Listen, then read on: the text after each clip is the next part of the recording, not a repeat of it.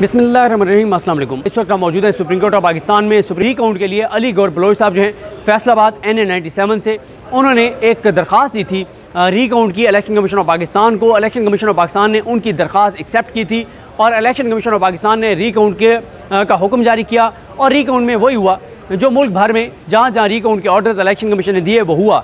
यानी अगर कहीं 10,000 वोट मुस्तरद हुए हैं तो वो PTI के हुए हैं, कहीं 13,000 हुए हैं तो वो PTI के हुए हैं। नून लीग का कोई वोट मुस्तरद नहीं हुआ। इस ऑर्डर को जो रीकाउंट वाला था उसको चैलेंज कर दिया गया इस लाहौर हाई कोर्ट में। लाहौर हाई कोर्ट ने इलेक्शन कमीशन का फैसला कलअदम करार दे दिया। उसके बाद लाहौर हाई कोर्ट के फैसले को अली गौर बलोच साहब ने सुप्रीम कोर्ट ऑफ पाकिस्तान में चैलेंज किया। काजी फाइज़ ईसा साहब ने ये टेक्निकली समझना बहुत ज़रूरी है कि जो मामला डायरेक्ट सुप्रीम कोर्ट में आता है 184(3) के तहत, उसका बेंच तो बनाते हैं 3 रुकनी कमेटी, जिसमें काजी फाइज़ ईसा साहब हैं, मंसूर शाह साहब हैं, मुनीब अख्तर साहब हैं। जिस कमेटी में काजी फाइज़ ईसा साहब अहम केसेस में अक्सरियत खो बैठे हैं, यानी काजी साहब अपनी मर्ज़ी के बेंचेस नहीं बनवा पा रहे, लेकिन जहाँ पे कोई हाई कोर्ट के फैसले के ऊपर अपील आती है तो वहाँ पे उस अपील को मार करना वो काजी फाइज़ ईसा साहब का इख्तियार है, उनके पास ताकत है। और काजी साहब ने वो अपील जो है वो मार कर दी जस्टिस अमीनुद्दीन खान साहब को और जस्टिस नईम अफ़गान साहब के ऊपर मुश्तमिल 2 रुकनी बेंच। इस बेंच में बहुत ज़्यादा तनकीद हुई। हमारे बहुत से लोगों की, हमारे बहुत से दोस्तों की ओपिनियन होगी जिससे मैं इत्तफाक नहीं करता। मसलन हमारे बहुत से दोस्त ये कहेंगे कि जनाब जजेस ने बहुत इनके ऊपर जो है वो दबाव आया है और अवामी जो एक रिएक्शन था, जो सहाफ़ियों का रिएक्शन था, दबाव था, वो ये दबाव ले गए हैं और ये सारी बातें की जाएंगी। कुछ और भी चीज़ें होंगी, लेकिन मैं ये समझता हूँ कि नईम अफ़गान साहब सरप्राइज़ दिया है। जो जस्टिस अमीनुद्दीन खान साहब हैं वो तो पहले 1.5-2 मिनट में ऐसा लगा कि बिल्कुल मुतमईन है जब उन्होंने नून लीग के वकील हसन रज़ा पाशा साहब जो हैं उनसे पूछा कि इस केस के भी फैक्ट्स वही हैं जो वहाँ पे थे जहाँ पे 2-1 से फैसला आया और नून लीग को सीटें मिल गई। तो उन्होंने कहा जी बिल्कुल वही फैक्ट्स हैं। लेकिन नईम अफ़गान साहब जो हैं वो फ़ाइल पढ़ के आए हुए थे और मुकम्मल तौर पर फैक्ट्स उनके क्लियर थे। नईम अफ़गान साहब से उनसे एक पूछा कि ये बताएँ कि जब वोट काउंट किए जाते हैं और हतमी नतीजा अनाउंस किया जाता है तो उससे पहले क्या आपने रीकाउंट की दरख्वास्त दी थी? उन्होंने कहा जी उससे पहले दी थी। उन्होंने कहा कि किसी रिकॉर्ड पे दिखा दें कि आपने हतमी नतीजा मुरतब होने से पहले रीकाउंट की दरख्वास्त दी हो। उन्होंने जो दरख्वास्त दिखाई, जिस दरख्वास्त को उन्होंने हवाला दिया, सबसे पहले नईम अफ़गान साहब ने ये नुक्ता उठाया कि जनाब उस दरख्वास्त के ऊपर तो नंबर ही नहीं लगा हुआ, उस दरख्वास्त के ऊपर तो दस्तखत ही नहीं है।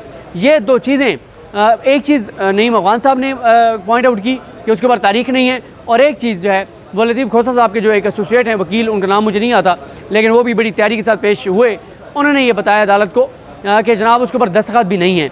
तो इस पर बार बार नईम अफ़गान साहब उनसे पूछते रहे कि आप अदालत को मुतमईन करें कि आपने RO को पहले कोई दरख्वास्त दी थी, लेकिन वो मुतमईन नहीं कर सके। और वो ये कहते रहे कि जनाब हमने जो है वो दरख्वास्त दी थी लेकिन रिकॉर्ड पे ऊपर ऐसा कुछ नहीं है। पूछा गया कि ये बताएं कि RO ने इस हवाले से क्या कहा है। RO ने कैटेगोरिकल लिखा हुआ है कि उनको रीकाउंट की दरख्वास्त नहीं दी गई।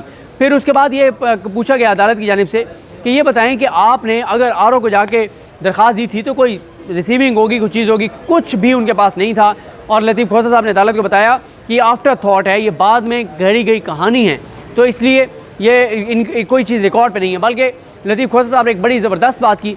उन्होंने कहा कि RO नून लीग के उम्मीदवार से रीकाउंट की दरख्वास्त ना ले, क़यामत ना आ जाती। ये बात तो दुरुस्त है, क्योंकि ब्यूरोक्रेसी की अक्सरियत जो है, मुझे ज़ाहिर है इस RO ने अगर लिख के ये दे दिया था कि कोई ऐसा जो है वो दरख्वास्त मेरे पास नहीं आई, तो फिर इसने जुर्रत वाला काम किया है। गो के नून लीग के वकील ने आज पूरी कोशिश की कि आप RO को तलब करें और रिकॉर्ड तलब करें।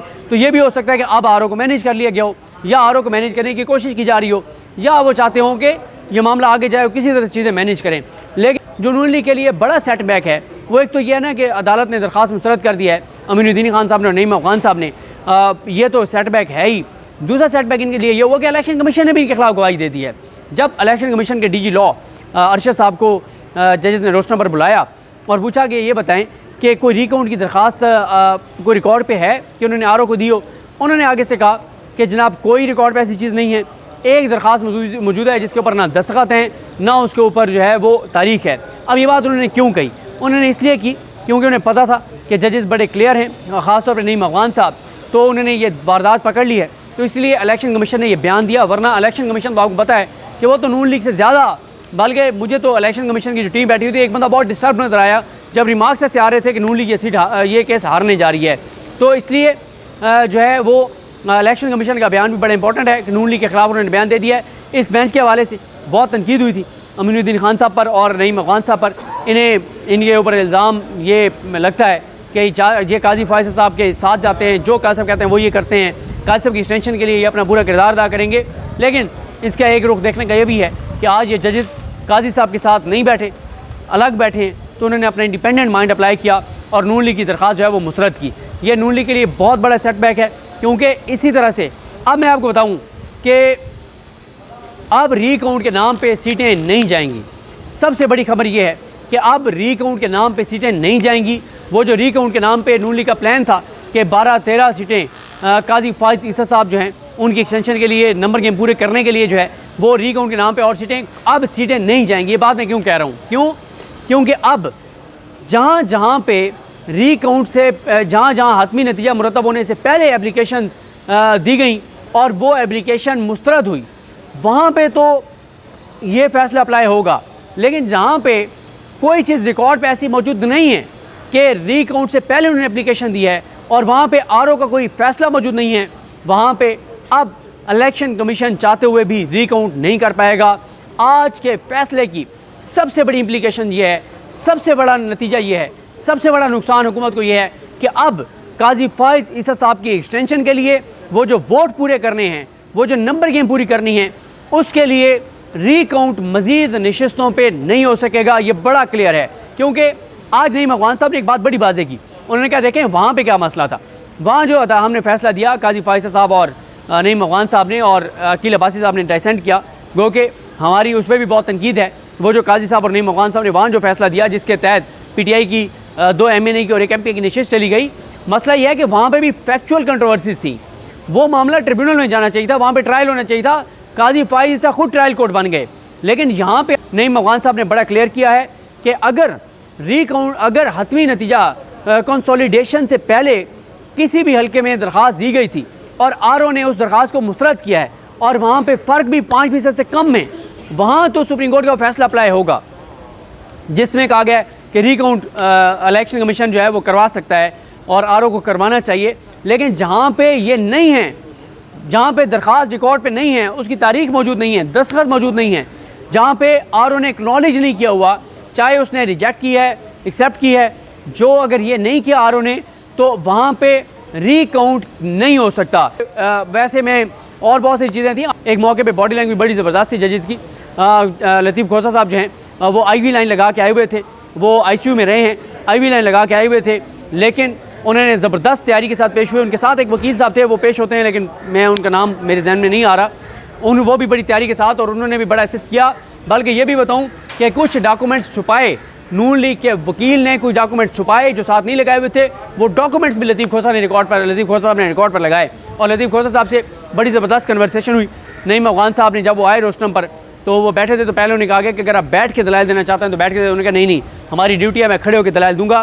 तो नईम अफ़गान साहब ने कहा, खोसा साहब ऑन ए लाइटर नोट, आप बड़े ज़बरदस्त लग रहे हैं, आप बिल्कुल फ्रेश लग रहे हैं, बड़े तैयार श्यार होके आए हैं, आप लगता है जूस आप पी के आए हैं। तो यहाँ पे फिर अमीनुद्दीन खान साहब ने कहा, उन्होंने कहा कि नईम अफ़गान साहब को बताया उन्होंने कि शायद वो मुल्तान की कोई बात कर रहे थे, क्योंकि मुल्तान बेंच में वो शायद ज़्यादा बैठ रहे हैं लाहौर कोर्ट में। लेकिन बहरहाल उन्होंने कहा अमीनुद्दीन खान साहब ने कि लतीफ़ खोसा साहब जब मेरे सामने पेश हुए हैं, कभी इन्होंने तारीख नहीं ली, कभी एडजमेंट नहीं ली। जब इनको अदालत में इनका केस लगा, ये बर वक्त पहुँचे, कभी एडजमेंट नहीं ली, तो ये भी उन्होंने बड़ी तारीफ़ की। और फिर बड़ा मुस्कुराहटों का तबादला हुआ और यहाँ तक भी कहा नईम अफ़गान साहब ने कि मैं माशाअल्लाह भी कह देता हूँ कि कहीं आपको नज़र ही ना लग जाए। इस तरह की कन्वर्सेशन हुई जजेस और लतीफ़ खोसा साहब के दरमियान। वो जजेस जो इस वक्त ज़ेरे एक तनकीद हैं, ज़ेरे तनकीद तो नहीं, मतलब तनकीद के असर में हैं और बहुत ज़्यादा उनके ऊपर PTI बहुत ज़्यादा तनकीद करती है। और ज़ाहिर है तनकीद इसलिए करती है कि ये वो 2 जजेस हैं जिन्होंने इख्तिलाफी नोट जारी किया मखसूस नशिस्तों वाले में, जिसमें बहुत अफसोसनाक इन जजेस ने कह दिया कि इलेक्शन कमीशन, इस्टेब्लिशमेंट, हुकूमत जो है वो सुप्रीम कोर्ट के 8 जजेस का फ़ैसला ही ना माने, क्योंकि वो गैर आईनी फ़ैसला है। तो ये, लेकिन आज मसला ये है कि हमें केस टू केस देखना चाहिए। जहाँ पे जिन जजेस की तारीफ़ बनती है वहाँ तारीफ़ करनी चाहिए, जहाँ तनकीद बनती है वहाँ तनकीद करनी चाहिए। आज का फ़ैसला इनका ज़बरदस्त फ़ैसला है और ख़ास तौर पे मैं क्रेडिट देता हूँ नईम अफ़गान साहब को। वो फ़ाइल मुकम्मल पढ़ के आए हुए थे, फैक्ट्स बड़े क्लियर थे और उन्होंने वो सवालात किए नून लीग के वकील से जिसका जवाब नून लीग के वकील के पास नहीं था। तो जो फ़ैसला अच्छा हो उसकी तारीफ़ करनी चाहिए, जो गलत हो उस पर तनकीद होनी चाहिए। तो ये की सूरत हाल है। लेकिन नून लीग घबराने शुरू कर दे, अब रीकाउंट के नाम पे मज़ीद नशस्तें हथियाना इतना आसान नहीं होगा, और फ़र्क जो है वो अभी बहुत ज़्यादा है। वो एक हमारे दोस्त ने वहाँ से निकल के कहा कि अगर इस बेंच से भी नून लीग को अपने हक़ में फ़ैसला नहीं मिला तो फिर नून लीग के घबराने का वक्त आ गया है। और लगता यह है कि नून लीग के सितारे जो हैं वो बहुत गर्दिश में आ चुके हैं।